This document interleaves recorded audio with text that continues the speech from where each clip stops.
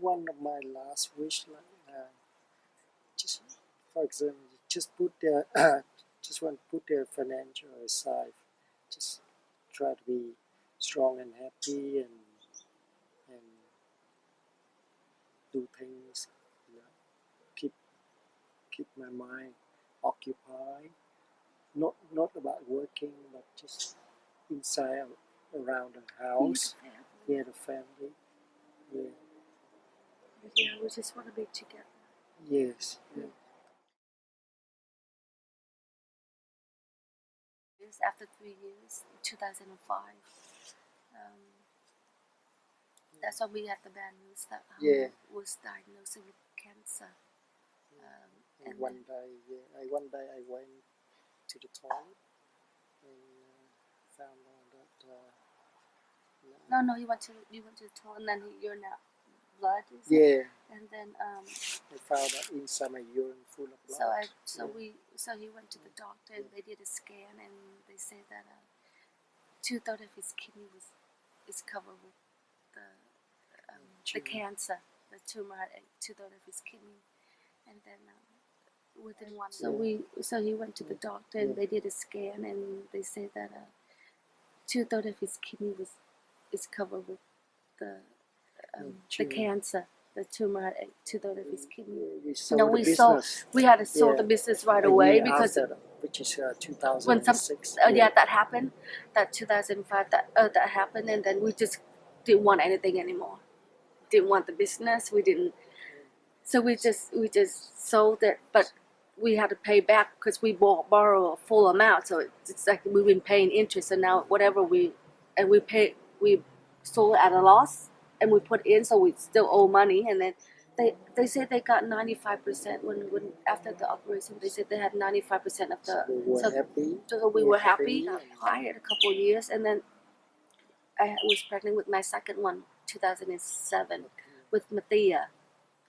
And then 2007, when we got Mathia, we thought, okay, everything's calm. Yes. So 2007, we took the money from the mortgage to open the coffee shop because we know that no one would hire you because you weren't well, and we had no insurance, we had no combo, we had nothing. So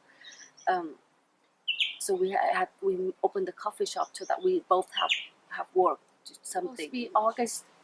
August 2010 would be 5 years, and and he would have a and it was supposed to be cancer free, because after 5 years, and they said everything's okay. So I said, okay, how about we try to see if we can get a girl this time, So September that I was carrying my third child, and a month after that, you didn't feel well or something, and you did a scan. They did a scan, and they said they went both of his lungs. They couldn't operate both. They were trying. So they have to do it right away. So they couldn't do both at the same time. So we were supposed to be on a waiting list because we didn't have hospital cover. So the first operation was in December for one lung, and then they had to wait for a couple of months after to do the other one, because if they do both, they would collapse and he'll. So, and then they did another one in January, and then went, okay, so my due date is not until May, so at least you got 4 months to cover, and then you can run the shop. At that time, I was still running the coffee shop by myself, and taking care of him, and then the two other ones. I was just trying to go on and not think about what's happening, just like a machine, just go with no feelings. And people were calling to say how am I, but I didn't want to pick up the phone, because if I tell them how I feel or tell them what's the situation is, I'll just fall apart. May, 2 days after I had the baby, he collapsed at the hospital at Super Cheap Auto, because he was buying something to fix the car. John ambulance said that your husband had collapsed, and we all had bringing him to the hospital. They did a scan, and it's gone to his brain. And I just lost. I think I just lost it. The nurse I just fell apart in the hallway, and when I got the news, I was breastfeeding my kid, and then I couldn't do it anymore. And the nurse take the baby away, and then they try to sort out the transportation for me to go and see him in the hospital the next morning. And that's when I got Angela. Her, it's like an angel. Her name's Angela, so it's like, I'm very religious. My whole life, for all the hoops and all the hills that I try to pass, I gotta have God or Mary with me this whole time, because or else I wouldn't survive. I didn't have a chance to even be with the baby, and my mom and Angela had to try to deal with that, because that first 6 months of the baby life, I wasn't involved because I was trying to get running back and forth from the hospital to see Hung, and then come back home for the 3 kids, and then running the business still from at the same time. When I started, he had staples going straight across the top of his head from the surgery. But he's such a strong man, and he continues every day to be positive. When the pain hit me, I was crawling, couldn't be able to walk at all. Yeah.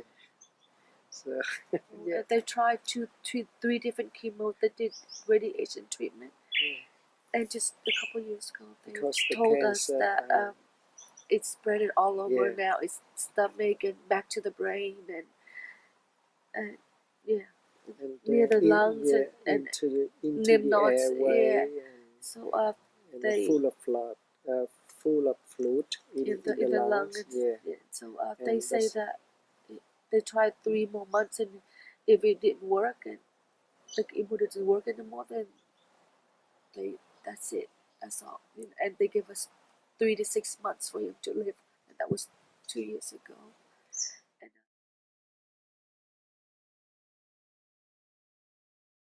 we're always behind because it's not enough for the family.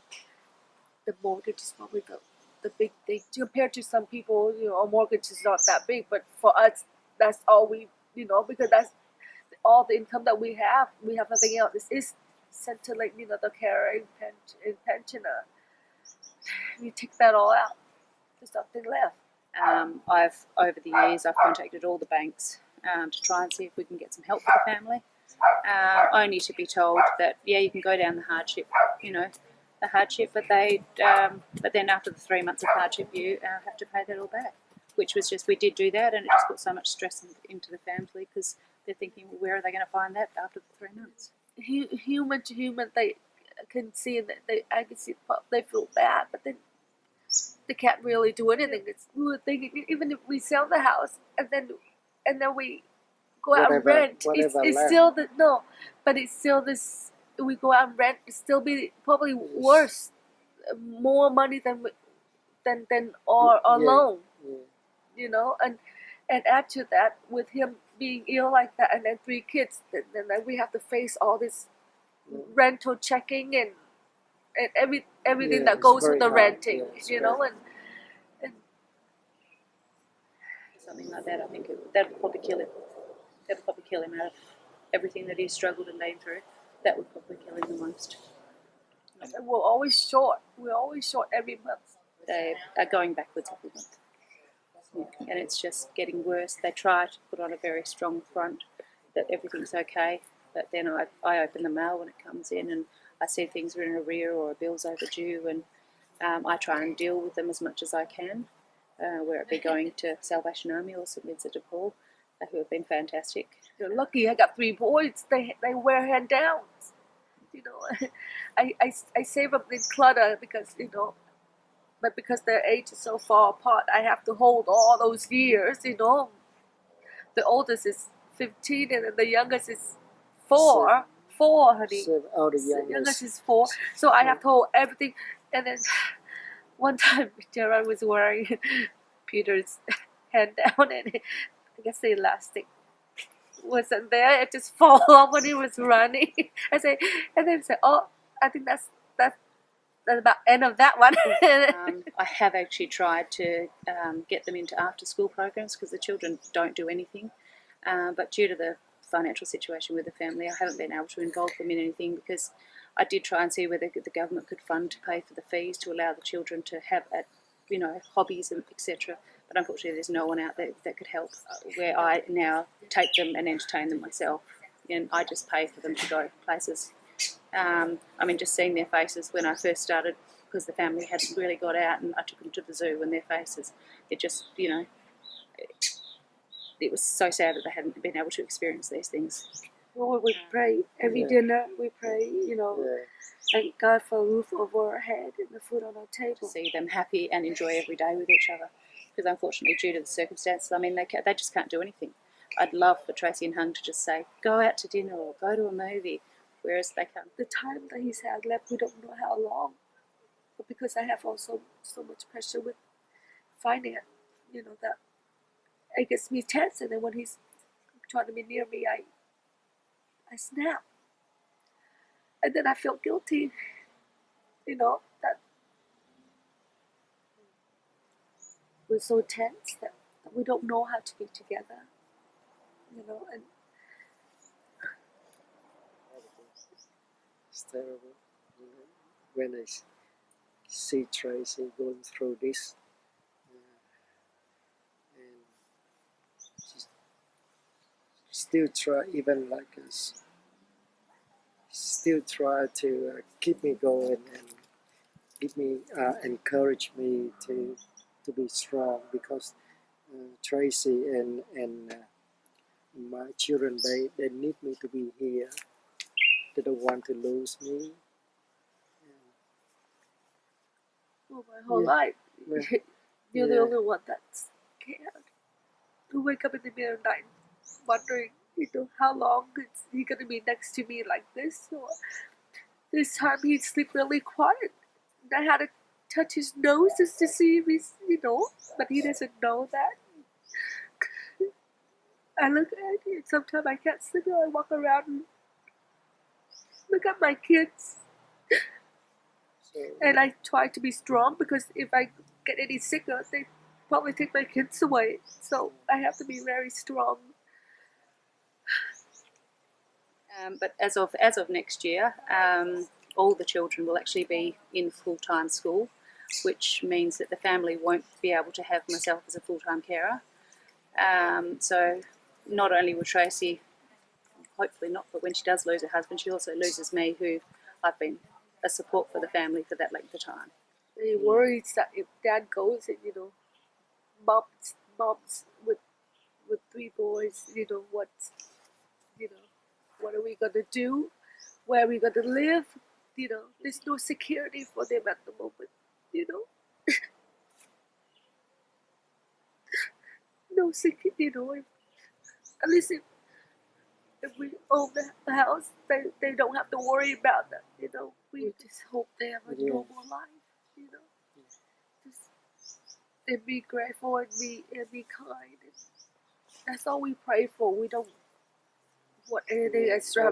We just pray. just wish that they have better life in the future. Better life in the Better future, life in the future. We tried.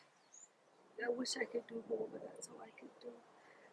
Is pray for them to have good health and happiness. And that's all I think we all need. Because you can have everything else, but if you don't have good health, it's just nothing. It's okay, we keep fighting. Every day we fight. Every day. Every day, even if it's sunny or rainy, or I told her, we'd be grateful because we see the sun, or we see the rain, or see the thunder, because we're here to see it. We don't have money, but that's okay, but we got love from a lot of people and friends, I have people that care and love and help all around. And I call them my angels. Every weather, every day, there is something special about it. Every people that you pass through your journey in life, you have to think there's a reasons for everything that you see, everyone that you meet. It's always the reason, so you be grateful. And if you go through the bad hoops, there's a reason why you go there. It's for you to learn something. You go for good things, and then you have to appreciate what you've got. So that's how I live. I cherish and be happy with your family and with your friends, because you don't know what's around the corner. Doesn't matter what age or what, you're rich or poor, just cherish your family. I am a very kind and down-to-earth husband. I got 3 very understanding boys.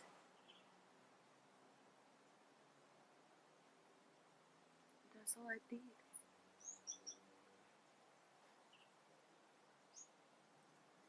But I don't know how long I'm gonna have it.